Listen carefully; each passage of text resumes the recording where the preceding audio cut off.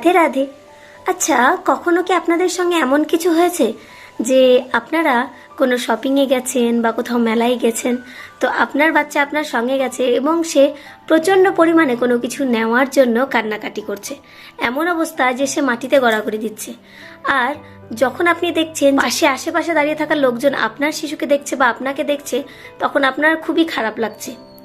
যদি এরকম হচ্ছে, তাহলে একটা কথা সদাই মনে রাখবেন, যারা এই পরিস্থিতিকে দেখছে হয় তারা এই পরিস্থিতি থেকে বেরিয়ে এসেছে বা পরবর্তীতে তারা এই পরিস্থিতির সম্মুখীন হবে। তাই সেই মুহূর্তে আমি যদি নিজের শিশুর ওপর রাগারাগি না করে নিজেকে শান্ত করে তাকে বোঝানোর চেষ্টা করি বা সেই পরিস্থিতিতে থেকে তাকে বের করে নিয়ে আসার চেষ্টা করি, তাহলে সেটা কি ভালো হবে না? কিন্তু এই সমস্ত পরিস্থিতিতে আমরা তাদেরকে বোঝানোর চেষ্টা না করে উল্টো তাদেরকে বকাবকি করি।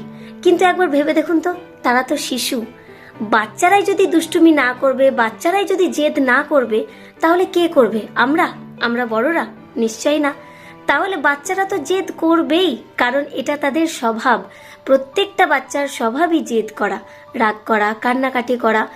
তো এগুলো খুব সিম্পল বিষয়। এগুলো যদি আমরা সিম্পল ভাবে নিই, তাহলে এগুলো খুবই সিম্পল বিষয়।